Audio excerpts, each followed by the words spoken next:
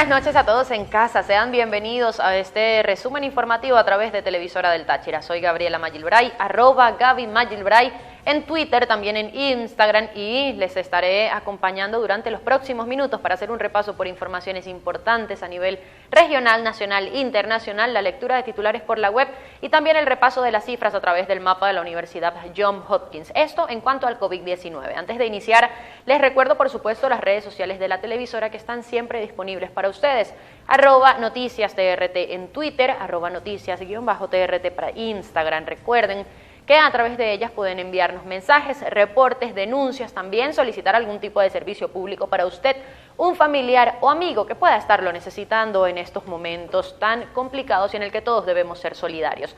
Ya iniciando con las noticias, les comentamos que a esta hora el gobierno nacional aún no ha emitido un balance respecto a los casos de COVID-19 en el país. Sin embargo, la invitación, como cada noche, es a que ustedes estén atentos a nuestras redes sociales y a través de ellas, una vez sea difundido este balance, vía telefónica o vía Twitter, pues puedan observarlo en nuestras redes para tener conocimiento del número de casos positivos que se registraron durante la última jornada en territorio venezolano. Por ahora vamos a hacer un repaso por notas locales.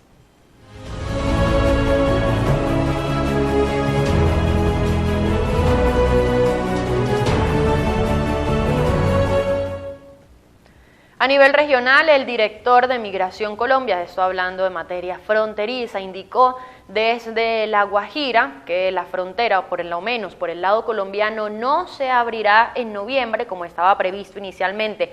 Y esta noticia, esta decisión está motivada principalmente a la situación actual con el paso de migrantes, de los caminantes venezolanos hacia territorio colombiano.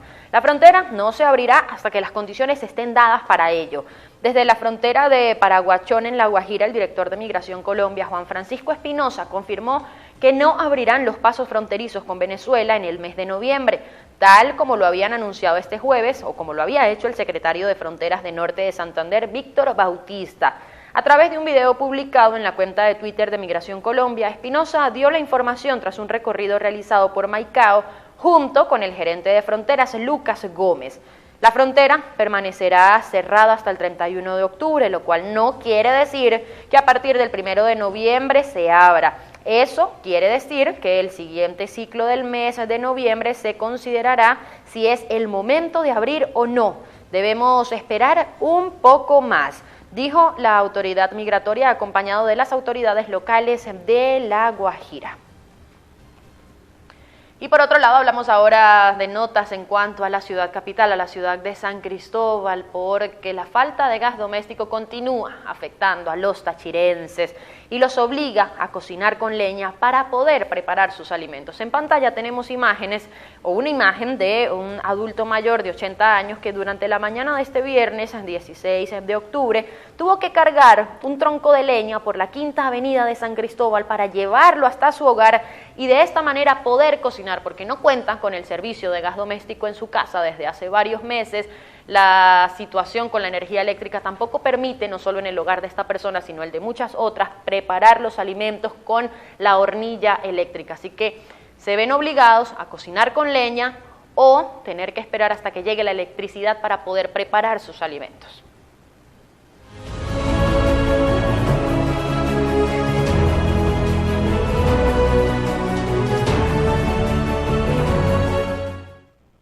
Tener un plan de previsión de la Celestial es pensar en la tranquilidad de su familia. Sin inicial, cobertura en Venezuela y Colombia. Contáctenos.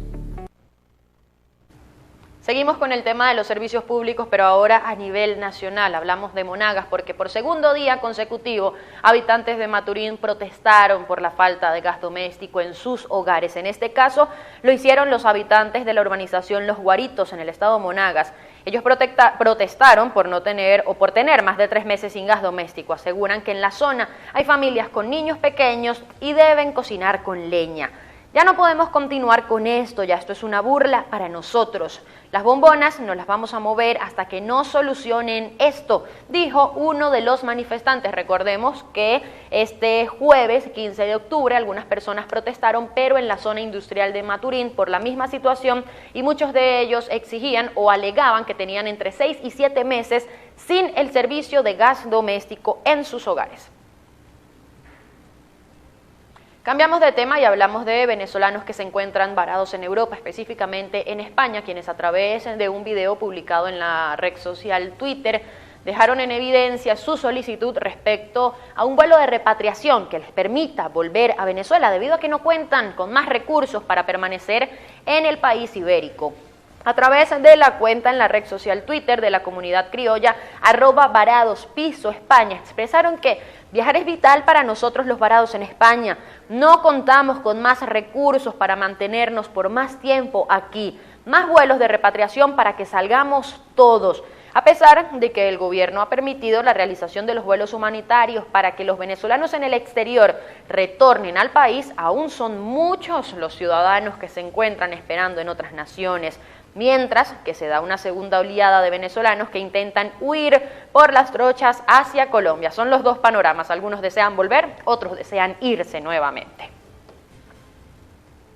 Y por otro lado, según un estudio hecho por los centros comunitarios de aprendizaje, SECODAP, deja en evidencia que un alto porcentaje de niños se suicidaron en el año 2019, exactamente 1.467 homicidios de niños, niñas y adolescentes. Este estudio se hizo en conjunto con el Observatorio Venezolano de la Violencia.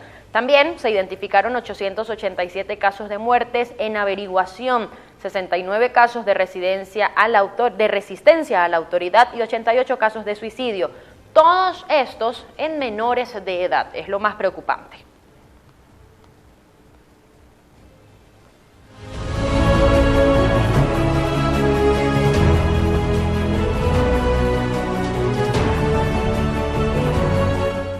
La televisora del Táchira te ofrece planes publicitarios para hacer que tu marca o negocio crezca. Anímate y forma parte de nuestra cartera de clientes. Juntos llegaremos a más personas. Contáctanos a través de nuestras redes sociales. A nivel internacional hablamos de la pandemia por el COVID-19 y algunos estudios que se han hecho en torno al nuevo coronavirus. Por ejemplo, el Remdesivir, que ha sido uno de los antivirales más promocionados con la finalidad de tratar la enfermedad, resultó ser poco efectivo para prevenir la muerte por el coronavirus. Esto de acuerdo a un estudio difundido la noche del jueves y que ha sido respaldado por la Organización Mundial de la Salud. El medicamento parece tener poco o ningún efecto en los hospitalizados por COVID-19, como indican los índices de mortalidad, de inicio de asistencia respiratoria o de duración de estancia hospitalaria, explica este estudio. El Remdesivir, que formó parte del cóctel experimental administrado al presidente estadounidense Donald Trump tras haber contraído el coronavirus el mes pasado, es uno de los varios medicamentos revisados por este amplio estudio con más de 11.000 personas en 30 países. Estados Unidos autorizó el 1 de mayo el uso del medicamento fabricado por la compañía farmacéutica estadounidense Gilead Sciences y originalmente destinado como tratamiento para el virus del ébola. La Unión Europea y otros países lo autorizaron después, sin embargo, un nuevo estudio deja en evidencia que no es tan efectivo o que no es nada efectivo para poder disminuir el número de muertes en personas que se encuentran bastante complicadas por coronavirus.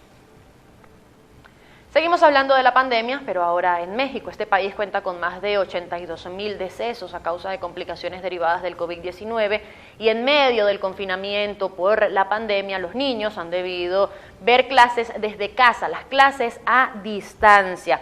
Sin embargo, hay muchas familias mexicanas para las cuales la educación virtual no es precisamente una opción.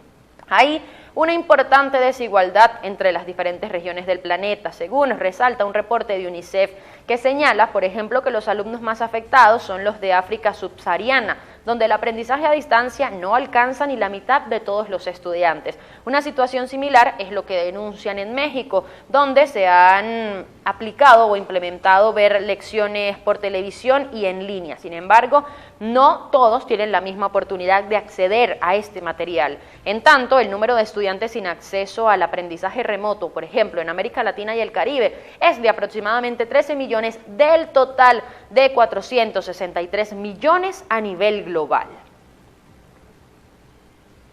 Cambiamos completamente de tema, hablamos de política en Latinoamérica porque el próximo domingo los bolivianos van a elegir un nuevo presidente en los primeros comicios en 2 décadas sin Evo Morales como candidato, aunque su figura alimentó la polarización en una tensa campaña marcada por la pandemia y el deterioro económico. Hace exactamente un año, más de 7 millones de bolivianos votaron en una elección donde Morales, el primer mandatario indígena y de izquierdas, buscaba una tercera reelección. Pero acusaciones de fraude electoral, opositores a la calle y la pérdida de apoyo de los jefes militares derivaron en su renuncia y abrió la crisis política. El izquierdista Luis Arce consideró el artífice del milagro económico de Bolivia y del fin de Evo, y el exmandatario centrista Carlos Mesa son los únicos entre 7 candidatos con opciones de ganar, según lo que expresan o manifiestan los sondeos. Sin embargo, hay altas probabilidades de que la contienda se defina en un balotaje el 29 de noviembre. Con esto vamos a una pausa comercial, pero no se despeguen de sus pantallas porque ya regresamos con mucho más de nuestro resumen informativo.